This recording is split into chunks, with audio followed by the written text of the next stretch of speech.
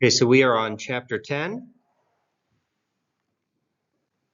and my goal for this morning is basically to connect the time of the division of Israel into the northern and southern kingdoms with the exile of the northern kingdom. So pretty much the whole story of the northern kingdom. Obviously, there's a lot more detail in the Bible than we're going to go over. And I would encourage you after this overview to go back and read in detail for yourself the way that God worked, not only in the northern kingdom, but in the southern kingdom, the way that he used each kingdom in the other's history, the way that they affected each other and were affected by the nations around them, and those who were faithful during those times. First Kings. Yep.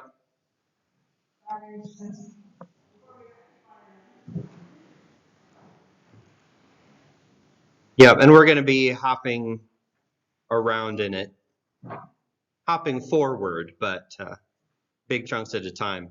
So the picture you see is the actual site of Jeroboam's altar at Dan.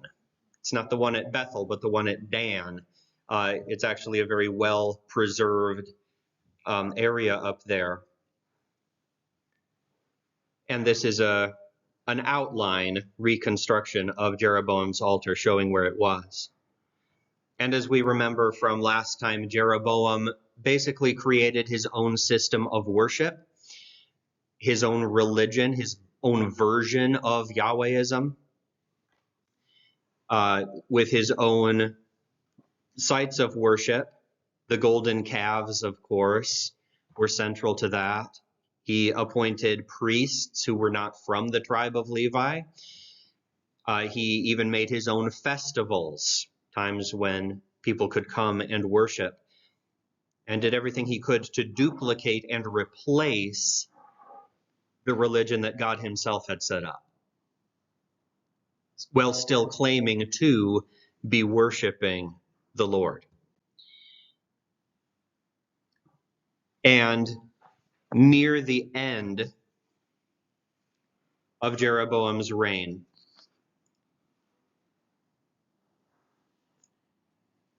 in 1 Kings chapter 13,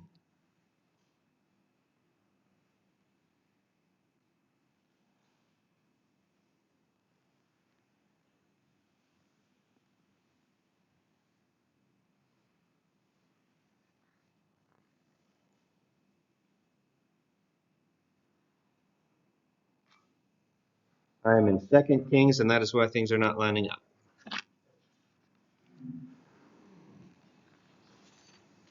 Here we go.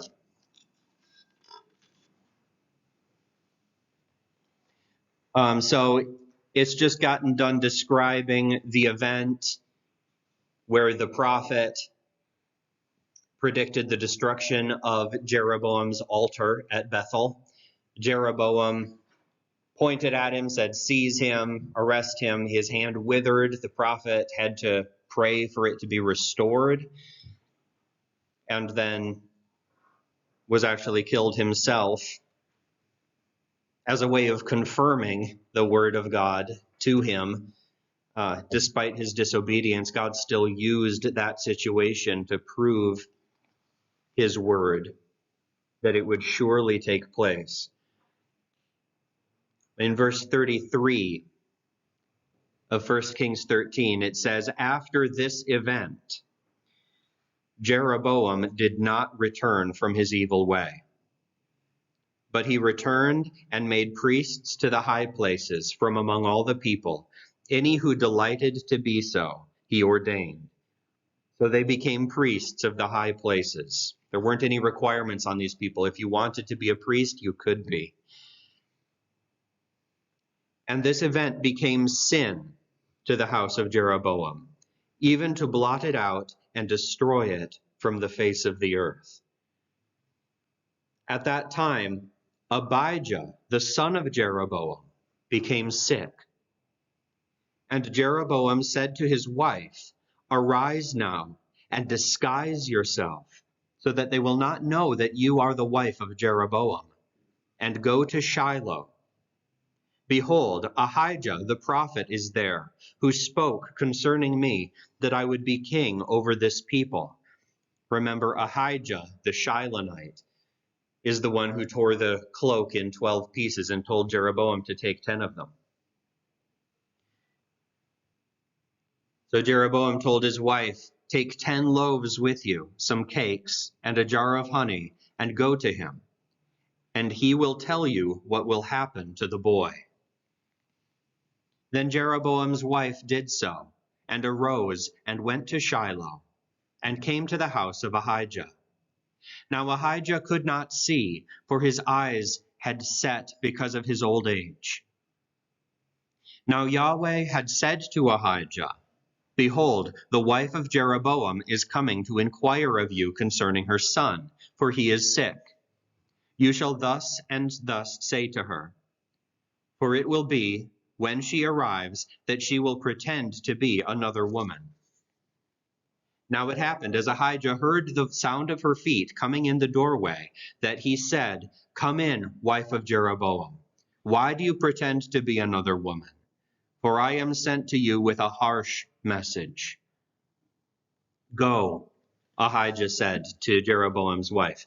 "Go, say to Jeroboam, thus says Yahweh, the God of Israel, because I exalted you from among the people and made you ruler over my people Israel, and tore the kingdom away from the house of David and gave it to you, yet you have not been like my servant David, who kept my commandments and who walked after me with all his heart, to do that, only that which was right in my sight. You have also done more evil than all who were before you, and have gone and made yourself other gods and molten images to provoke me to anger, and have cast me behind your back. Therefore, behold, I am bringing evil on the house of Jeroboam. I will cut off from Jeroboam every male person, both bond and free in Israel, and I will make a clean sweep of the house of Jeroboam, as one sweeps away dung, until it is all gone. Anyone belonging to Jeroboam who dies in the city, the dogs will eat, and he who dies in the field, the birds of the sky will eat, for Yahweh has spoken it. But you, arise, go to your house. When your feet enter the city, the child will die. And all Israel shall mourn for him and bury him, for he alone of Jeroboam's family will come to the grave, because in him something good was found toward Yahweh, the God of Israel, in the house of Jeroboam. So the child is going to die, but it's an act of mercy. He is the only one who is going to be laid to rest in a proper way, go to his grave in peace. The rest of Jeroboam's family is going to die violently. And this formula, anyone belonging to Jeroboam who dies in the city, dogs will eat, and he who dies in the field, the birds of the sky will eat. This is repeated to those who came after Jeroboam. Jeroboam's very short dynasty was just one of many very short dynasties in the northern kingdom. In the south, the descendants of David ruled all the way, almost uninterrupted, until the Babylonian exile. The northern kingdom was not that way. It was far less stable. And in the days of Jeroboam's son, Nadab, this prophecy came true.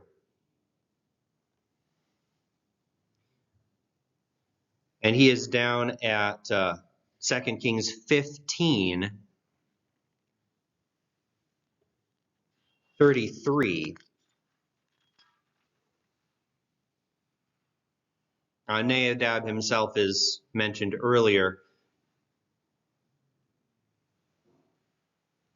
Well, let's trace just this first half of the chart here. You can see Jeroboam's line was very short. Jeroboam and then Nadab are all there were. He was followed by a man named Baasha, who had a son Elah, and they also did not rule long. In 1 Kings 15:33, it says, "In the 3rd year of Asa, king of Judah, Baasha, the son of Ahijah, became king over all Israel at Tirzah."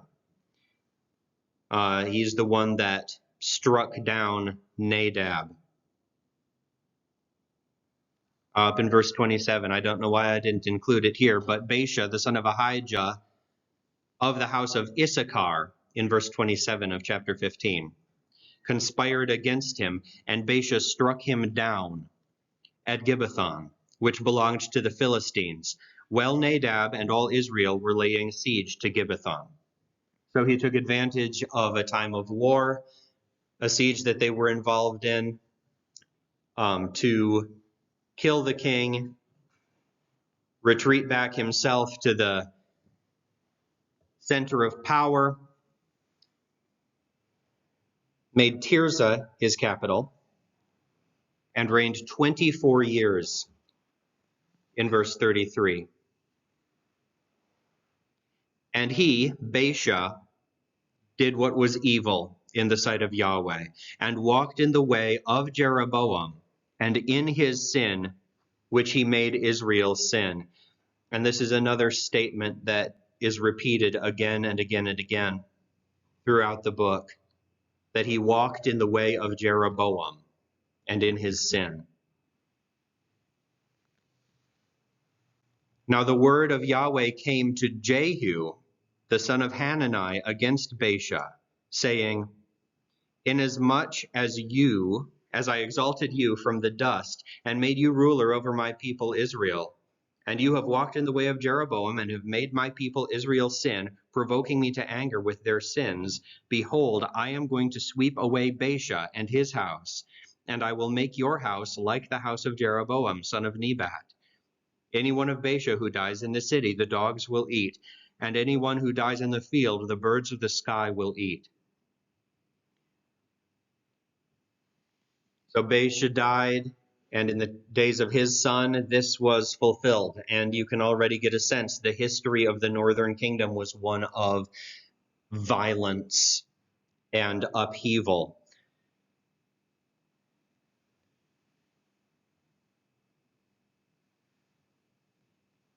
In the 26th year, down in verse 8 of Asa, king of Judah, Elah, the son of Baasha, became king over Israel, also at Tirzah, and reigned 2 years. And his servant Zimri, commander of half his chariots, conspired against him. Now he was at Tirzah, drinking himself drunk in the house of Azra, who was over the household at Tirzah. So he was at his chief steward's house at a party, getting drunk, when Zimri went in and struck him and put him to death in the 27th year of Asa, king of Judah, and became king in his place. And he did what God said he was going to do. He struck down all the household of Baasha and did not leave a single male, not even any of his kinsmen, redeemers, or his friends. Thus Zimri destroyed all the household of Baasha according to the word of Yahweh, which he had spoken against Baasha by the hand of Jehu the prophet.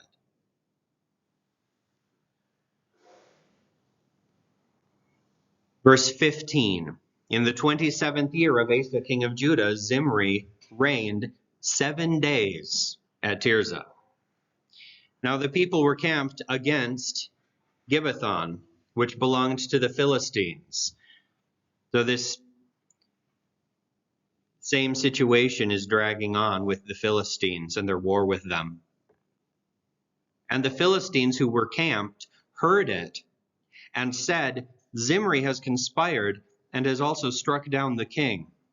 Therefore all Israel made Omri, the commander of the army, king over Israel that day in the camp. Just because you're the one who killed the king doesn't necessarily mean that everyone's going to agree that they want you to be king instead. And Zimri found that out fast. His conspiracy was successful as far as its immediate goal was concerned, but the people sided with Omri, the commander of the army, who had been loyal to the family of Baasha. And Omri didn't actually take the throne right away.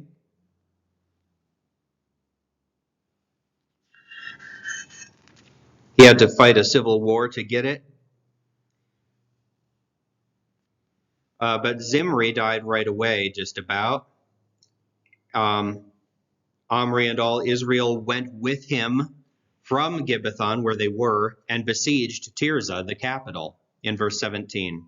And in verse 18, now it happened that when Zimri saw that the city was captured, he went into the citadel of the king's house and burned the king's house over him with fire, and died, because of his sins which he sinned, doing what is evil in the sight of Yahweh, walking again in the way of Jeroboam, and in his sin which he did, making Israel sin. And there's not a single exception to this. There are some kings that were worse, some kings that were better, some that went after foreign gods. But even the ones that made dramatic reforms and did try to serve God served him in the way that Jeroboam did. Outwardly doing lip service to God, but disobeying his clear commands as far as how he was to be worshipped. So, the line of Jeroboam was replaced by the line of Baasha, which was replaced by Zimri for a week. And after that, the line of Omri. And Omri had one of the second most stable, as you can see, the second most long-lasting dynasty there. And he himself reigned for a good long time. And there are even references to the land of Israel from other nations at this time, one specifically that calls it Omri land, the land of Omri. So he became a very strong ruler. He was he brought some sense of stability. Him and his more famous son Ahab.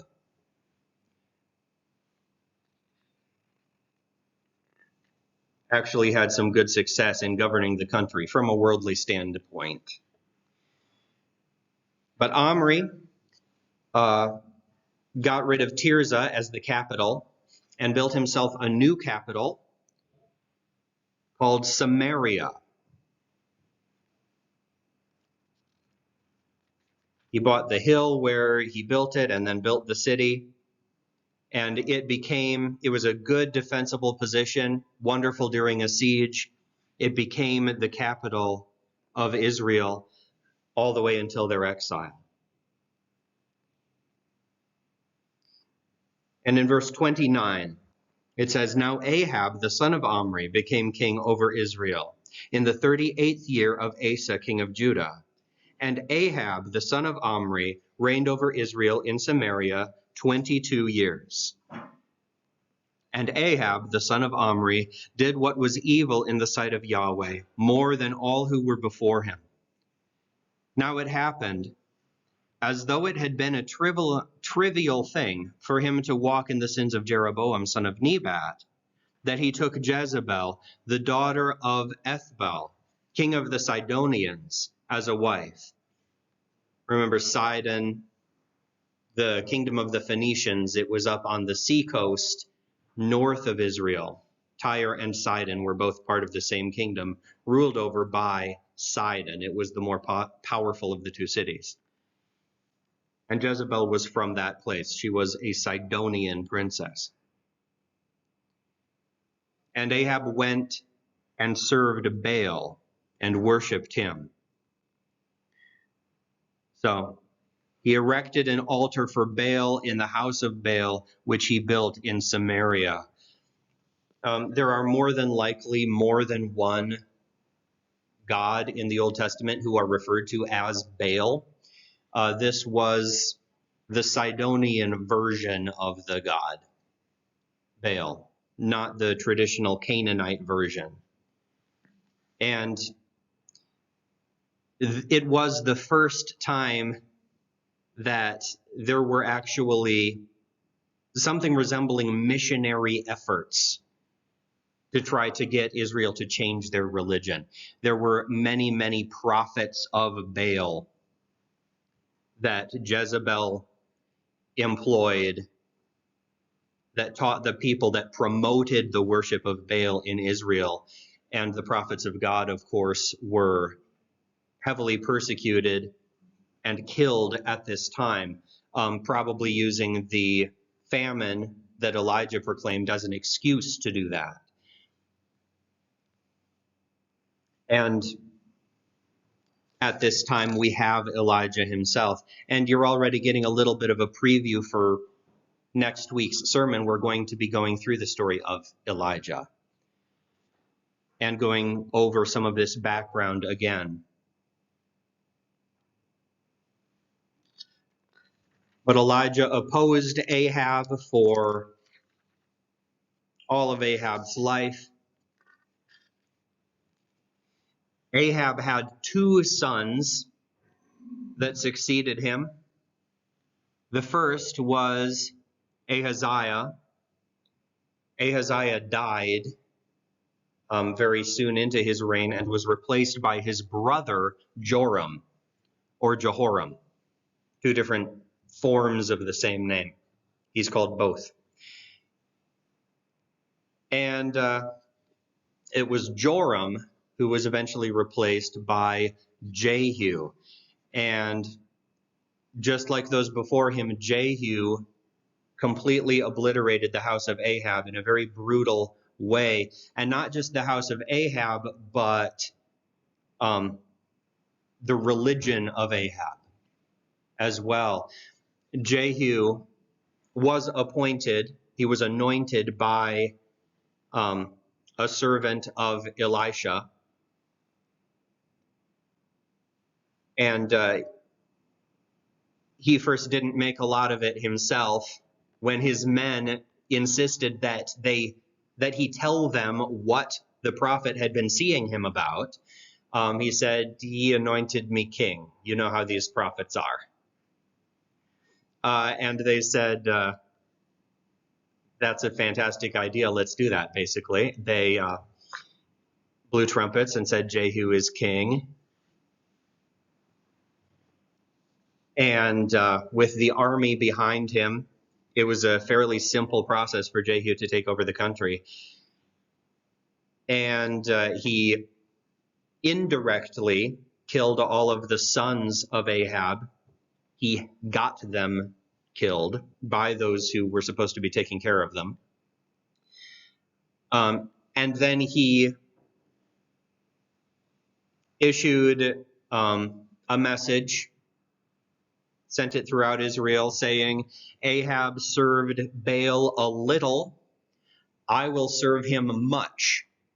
I will be the greatest worshiper of Baal there's ever been," basically. And he called a festival, said, "Everybody come to the house of Baal in Samaria. Let not one person who is loyal to Baal be absent." So all of the prophets that remained, all of the people who worshipped Baal, came to the house of Baal. Jehu had people go back and forth, making sure that there were no followers of Yahweh there. They didn't want those people. And then once he was sure that it was only worshipers of Baal in the house of Baal, he had people stand at the doorway, go in, slaughter everybody, and tore down the house and turned it into a latrine. So Baal worship, the Baal worship that Ahab started, was very effectively ended by Jehu at that time. He stamped it out. But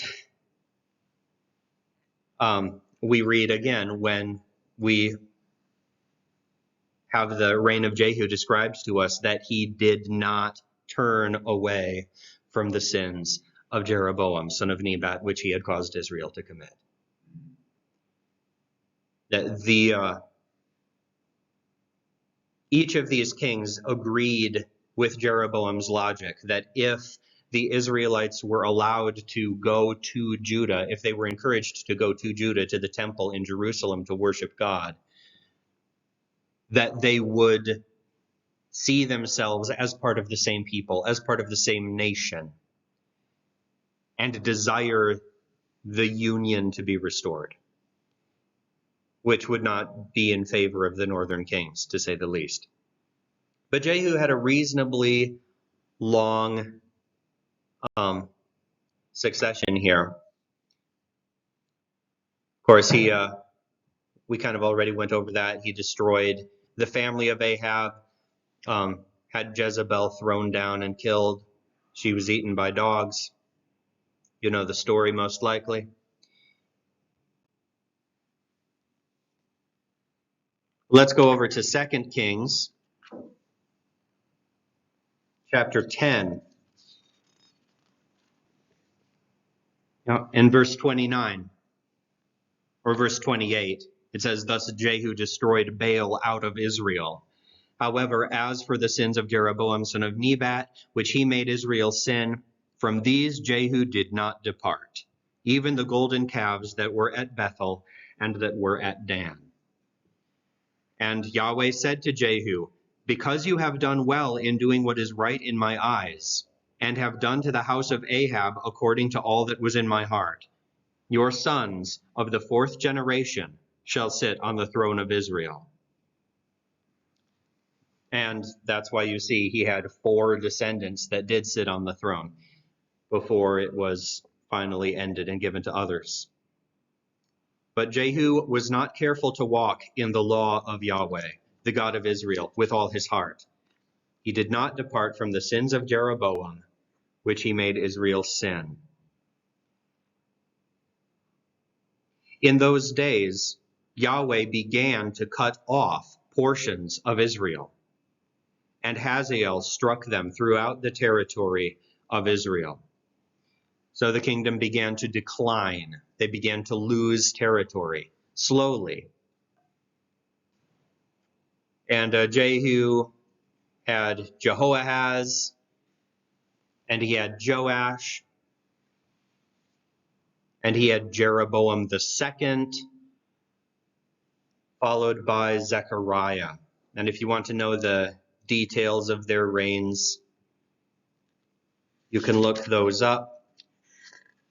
The line of David continued through Rehoboam and his descendants in the south, but in the north it was whoever was strong enough, and typically whoever had the loyalty of the army, that ruled.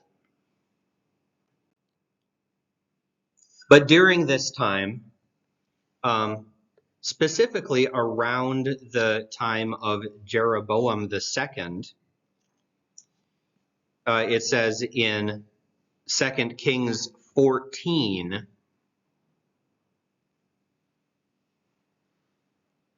verse 24, describing Jeroboam II. It says, "He did what was evil in the sight of Yahweh. He did not depart from the sins of Jeroboam, the son of Nebat, which he made Israel sin." It's getting to be an old story. "He restored the border of Israel from Lebo Hamath as far as the Sea of Arabah." So he actually had some military success. "According to the word of Yahweh, the God of Israel, which he spoke through his servant Jonah, the son of Amittai, the prophet, who was of Gath-Hepher." So this is the only reference we have to Jonah outside the actual book of Jonah. Jonah prophesied during this time.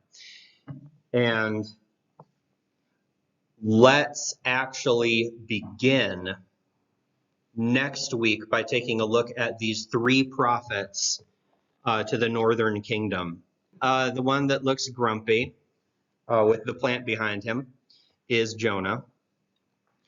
The shepherd is Amos, and the one in the middle is Hosea, buying back his wife Gomer from slavery. And all of these prophets, they weren't all necessarily from the northern kingdom. Jonah was, for sure. Amos, for sure, was not. But they all prophesied specifically to the northern. Well, Jonah prophesied to Nineveh, but also to the northern kingdom. And we will look at them more next week.